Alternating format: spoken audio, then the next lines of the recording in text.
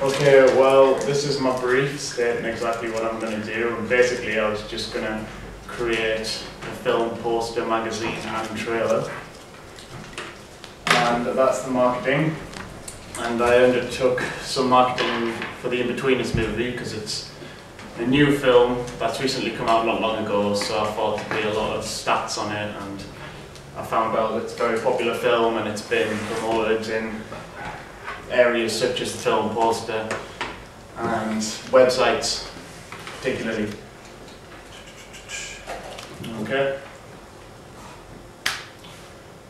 And then I undertook some genre research, and I did some analysis on the cores and conventions of the genres fantasy, comedy, and horror.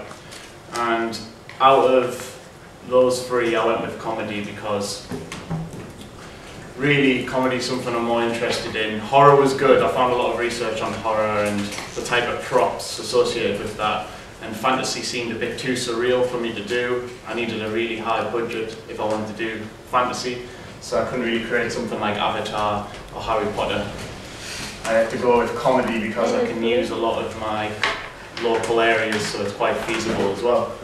Aidan, sorry to interrupt, just talk us through the codes and conventions of comedy that you researched and therefore are going to incorporate into your role. Yeah. A lot of the codes and conventions is stereotypical characters.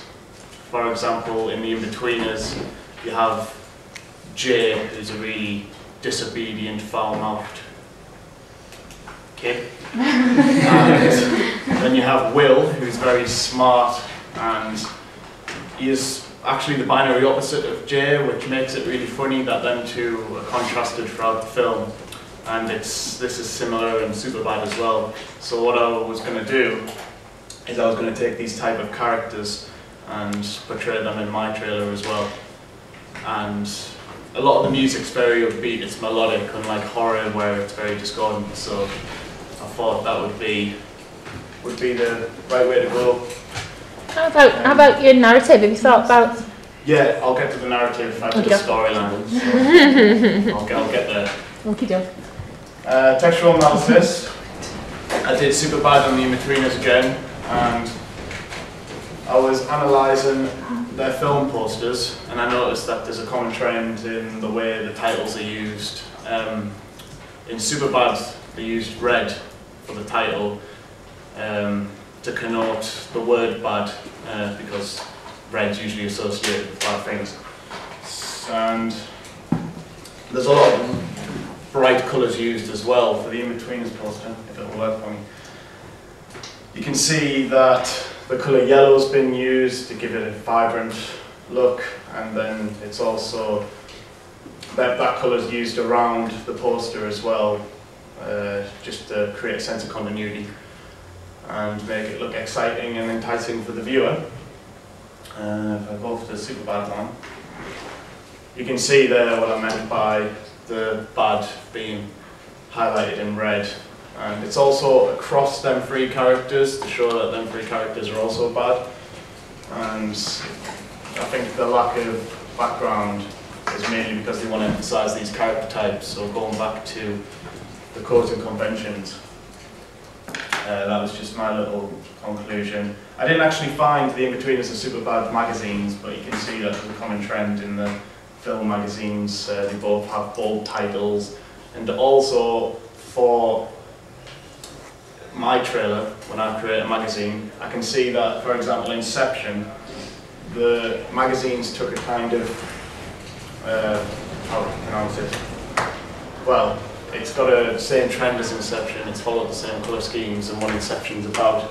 So if I was to do my trailer and it was using bright colours, I would probably have my magazine devoted to that, my trailer, because it's the main product. And also I just did a brief analysis of certain shot types that I was going to use. So that was, you can see, an establishing shot.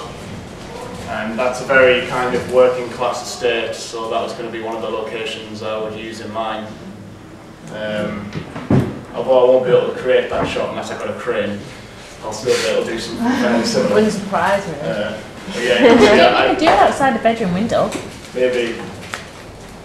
tied to a bit of string, flinging on with. Well, yeah, the movement you wouldn't be able to do, but the long the shot. camera movement. Yeah, that's Jay there. He's using yellow to connote bright colours again, and that the comedy genre is very fun and exciting. But these are just some shot examples. That's an intertitle. You can see that the next one, that's what it would look like to kind of transition, just to connote the energy. Because I've noticed that the editing pace is very fast for both trailers.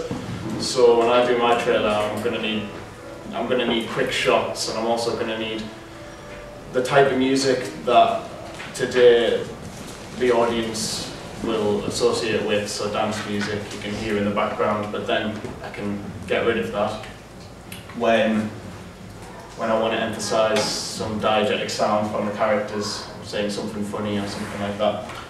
And that was just my conclusion video, and just a reflection on the analysis again, just to talk through what I'm gonna put in my trailer. That's the timeline. It's really the first draft, but my trailer was gonna, well, the story behind the trailer was gonna be 4 characters similar to the In-Betweeners, and a lot of them were gonna be applied to the certain character types I've researched. So I was gonna have a Jay-like character that's immature. I was gonna have a smart character like Fogel and Will from Superbad and In-Betweeners. I was gonna have the genuine character who a lot of the audience can relate to, which is like Simon in the In-Betweeners. He seems most normal, but always gets himself in scenarios because of the other characters taking him along on the journey. And the disequilibrium was going to happen fairly soon because it's a comedy, so nothing ever goes right straight away. And basically, they're all 18, except for, I got his name, Cedric. And I've given that type of name because it seems like them type of names are applied to geeky people. No offense to anyone, but I have glasses, so I'm practically the geek. But I know. That's not true, Aidan. I know. Basically, they're going to go on a road trip because Cedric's about to turn 18, so they're going to try and do everything they can. And it's kind of an In-Betweeners themed film, but it's going to have a lot of road trip, if anyone's seen that, which is actually one of the comparable profiles I'll show you in a sec. Yeah, so they just undertake a lot of scenarios, and at the end they get to where they need to be, which was going to be the end of year party. So that's kind of a Superbad thing as well, because I remember they tried to always get to a party, but a lot of things happen which is bad. But at the end, it turns out that all the scenarios they got up to caused them to miss out on the party. But they realised that the journey was a good party in itself. So that's kind of the first draft. It's got a lot of work to do, and then that was basically just the shots I've taken before, some from The Hangover, and a lot of props like alcohol seems a common prop used in films, because that always exaggerates the hilarity of comedies. And audience research, I'll quickly give you a quick look at it. It'll work. But yeah, I just did the comparable profiles of the In-Betweeners. That was actually associated with Kevin and Perry Go Large. And what I saw is, throughout all my research for my secondary research, I found that a lot of the age boundaries consist of 15 to 24-year-olds. So that's going to be mainly what I'm going to have to apply my target audience to. And not so much in the In-Betweeners, but a lot of the time it's males that prefer these type of comedies. But then again, that's mostly because of the character types within the films I've researched. But I also looked at American Pie, which I could see, if I get there, you can see that there wasn't much difference between the female and male percentages, mainly because a lot of the character types in American Pie are females. So I've got 4 main male character types that will apply to my male audience, because that's who I'm mainly trying to direct to for it to be successful. But I will have the odd female in there, like most of them put in, but not portrayed in the kind of stereotypical one-night stand kind of girls. They'll probably have a purpose to the narrative.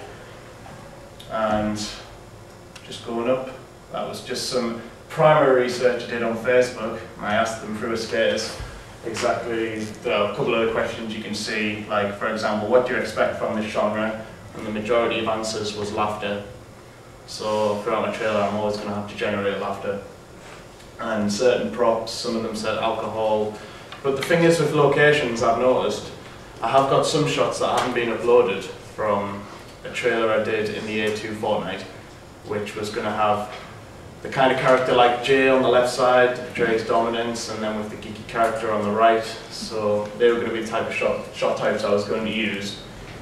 And basically I have some videos as well. I did a lot of Vox Pops today, and I could see that a lot of the answers were similar to the ones in my Facebook audience. And from that, I've came to the conclusion that I'm going to need an audience that's mostly male and 15 to 24-year-olds, and a lot of them will be in the region social class category C1, where it's more working class, but up on the high end. So they can associate with a lot of the characters because the in-betweeners in Superbad have characters in the same social class. So I've noticed comedy is very, very broad at times, but that was just some interviews I did and it was primary research, but it's not quite done yet. But that's basically it.